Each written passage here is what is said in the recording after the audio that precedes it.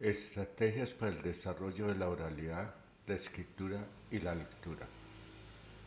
Proyecto La oralidad fundamento para escuchar, escribir y leer.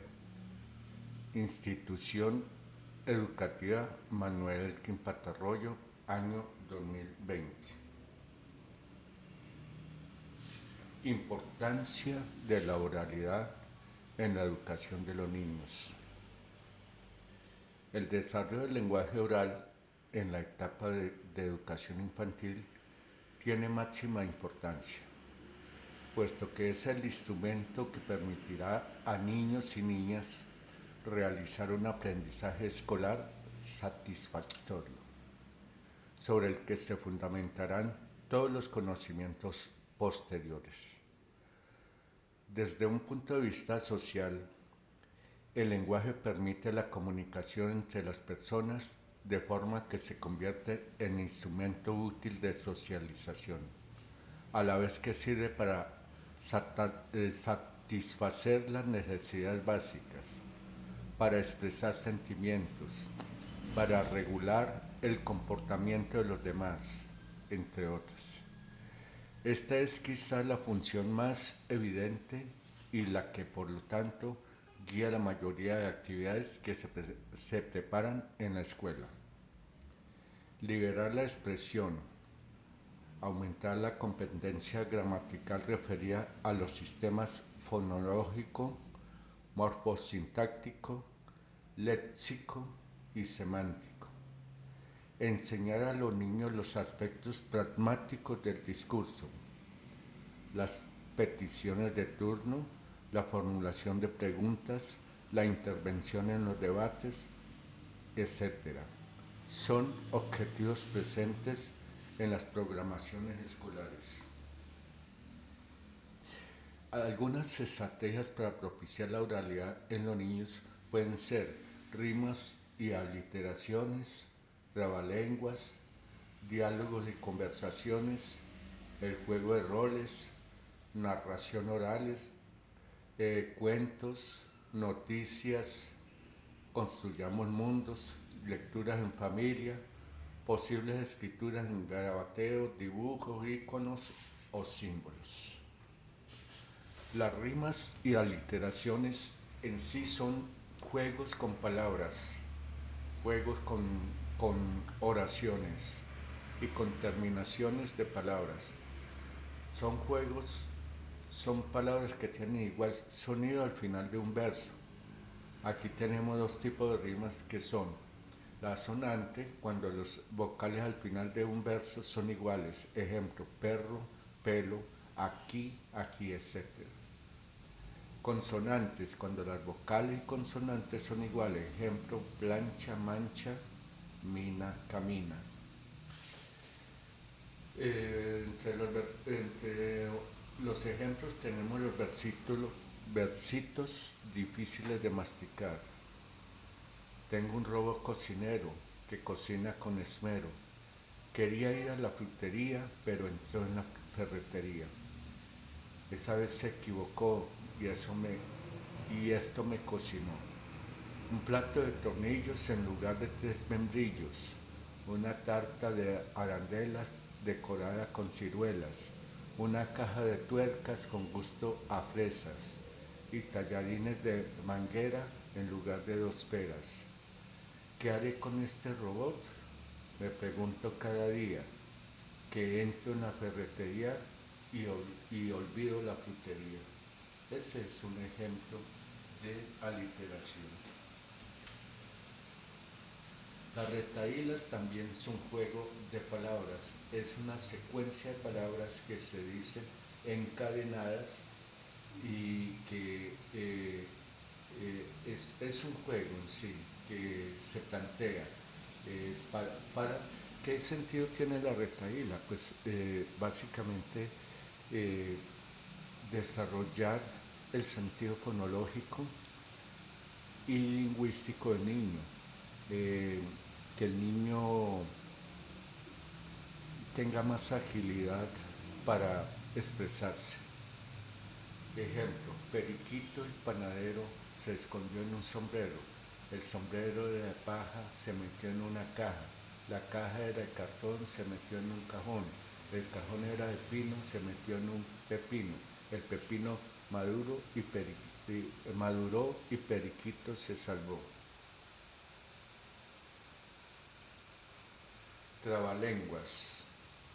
Como su nombre lo dice, son palabras que son juego de palabras que se hacen para aflojar la lengua. Básicamente el ápice de la lengua para poder pronunciar más fácil las palabras y asimismo los fonemas. Entonces estamos trabajando con los trabalenguas lo que es el sentido fonológico, eh, fonético y fonológico, digámoslo así. Cuando cuentes cuentos, cuenta cuántos cuentos cuentas, porque si no cuentas cuántos cuentos cuentas, nunca sabrás cuántos cuentos sabes contar. Ya, por ejemplo, la elaboración de coplas con aspectos que hacen parte del contexto social o o sobre algún aspecto, sobre una fiesta o sobre cualquier tema puede servir para una copla. Esta mariposa anda por la plaza, se posa en las flores, vuela hasta su casa. Eche coplas, compañeros, échela de tres en tres, que si acaso me ganares, las cantamos otra vez. Las adivinanzas es un juego lúdico que permite al niño no solamente desarrollar su imaginación y su lógica, su pensamiento lógico, sino que también eh, lo lleva a relacionar imágenes con las palabras que se dicen. Entonces, permite que el niño lo lleva a la creatividad, a que su imaginación se expanda. Soy astuto y juguetón y cazar un ratón es mi mayor afición. ¿Qué es? Entonces ya lo contestaría. Diálogo y conversación. Lo que se busca con esta estrategia es generar espacios para la expresión de las vivencias de los niños, tanto de manera espontánea como dirigida, considerando situaciones comunicativas como a partir de situaciones de su entorno, de imágenes, de una observación, de una visita realizada, apreciaciones, opiniones, etcétera. Entonces, el diálogo debe propiciarse porque es una forma de que el niño interactúe y exprese lo que siente. Los juegos de roles. Los juegos de roles ya es otro juego lúdico que, que el niño disfruta. ¿Por qué va a disfrutar? Porque es la imitación de personajes, imitación de animales, representación de una historia, descubre el personaje. Son juegos que permiten que él, inclusive, no solamente dramatizándolos y personalizándolos, sino también con los tonos de voz. Practica formas de decir las cosas de otra manera. Consiste en caracterizar o imitar personajes u objetos que pueden ser realizados desde la etapa preescolar. Sirve de preparación para las dramatizaciones espontáneas o preparadas, pero que se caracterizan por ser grupales e interactivas.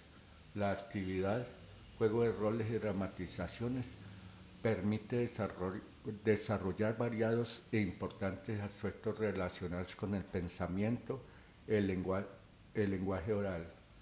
Permite tomar conciencia de los variados registros de habla que se utilizan según los personajes y las situaciones.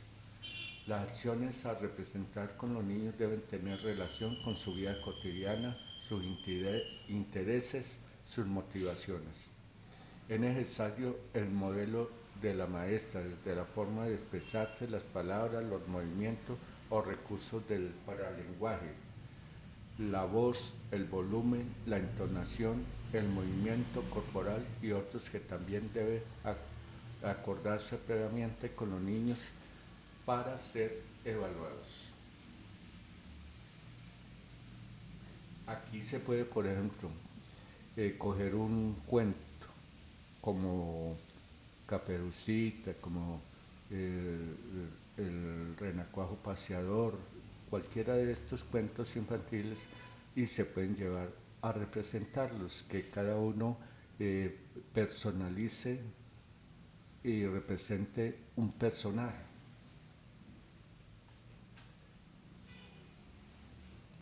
Juguemos a contar historias. Este juego consiste en dar una idea o palabra y a partir de ella contar una historia donde cada persona va añadiendo un pedazo a la historia. Es decir, entre todos construyen la historia, teniendo en cuenta que tenga un inicio, un nudo y un desenlace.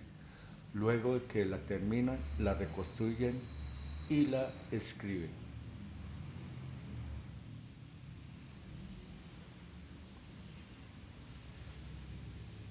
Papá, ¿cómo fue tu niñez? Entonces, ¿de qué significa este juego?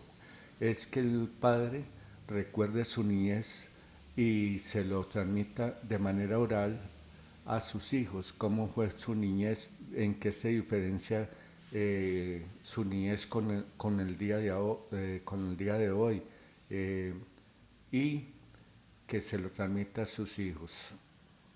Es conocer eh, muchos aspectos de cómo era el mundo de ayer y compararlo con el mundo de hoy. Hablemos de los juegos de ayer. Entonces también evocar es vivir, dice un dicho. Y entonces permite que el padre recuerde cuáles eran los juegos que practicaba y haga comparaciones con los juegos que hoy se dan entre los muchachos. Hablemos sobre mis abuelos. Entonces es conocer la historia de nuestros abuelos, quiénes eran ellos, qué hacían, qué era lo que más les gustaba, qué les divertía, cómo eran con sus nietos, cómo son con sus nietos, qué historias contaban. Entonces todo esto hace parte del conocimiento de la familia, porque es una de las cosas, de las tradiciones que se ha perdido. Entonces rescatar este aspecto de conocimiento de la familia. Papá y mamá, nárrame un cuento o historia que te haya contado mis abuelos. Entonces, como los abuelos antiguamente leían a sus nietos historias o contaban historias de su niñez, entonces es recordar estas historias en familia. Y si es posible, rescatarlas, escribirlas y ir conformando una especie de libro con estas historias. Padres, ¿cuál es mi historia?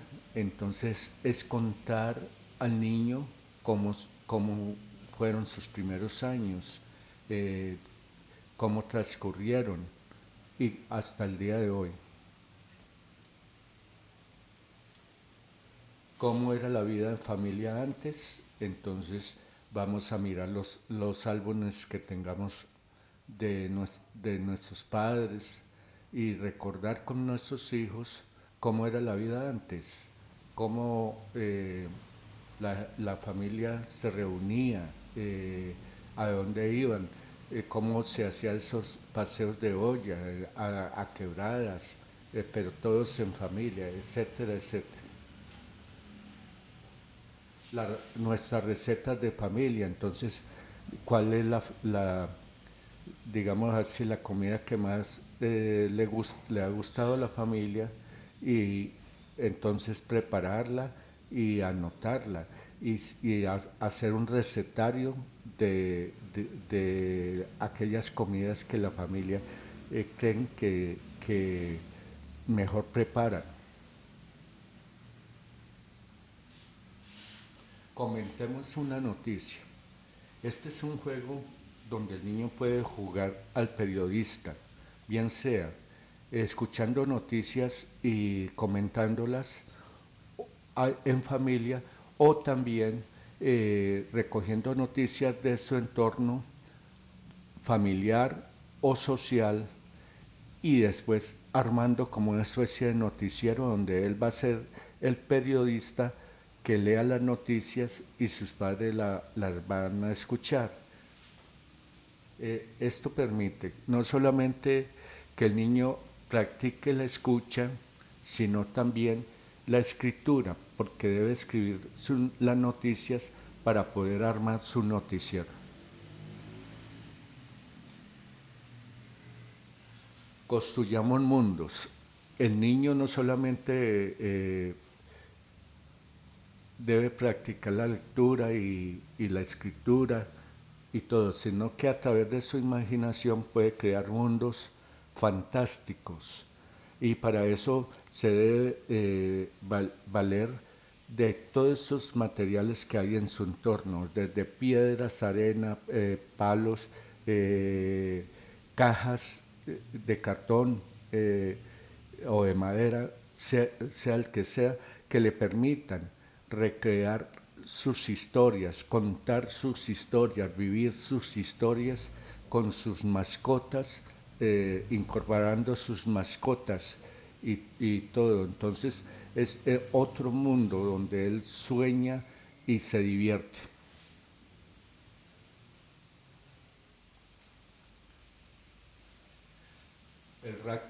El rato de la lectura en familia es muy importante.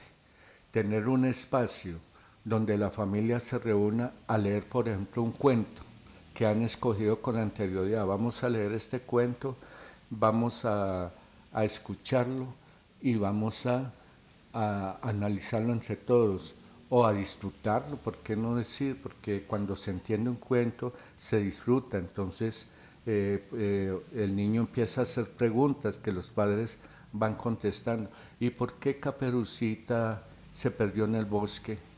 Entonces, contestar todas esas preguntas. Entonces el niño empieza a participar con sus propias historias en familia. Entonces, por eso se dice que la familia es la primera escuela. En ella aprendemos muchas cosas, no solamente valores, sino también podemos aprender a leer y a compartir la lectura.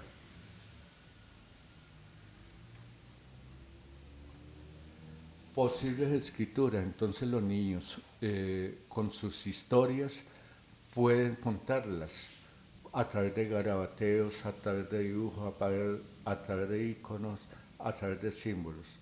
Es la escritura con libertad, donde el niño plasma lo que siente, piensa y entiende con su propia escritura, ya sea pictórica, icónica, simbólica, garabateo, entre otras. El niño en constante contacto con su medio lo está leyendo y escribiendo de diversas formas.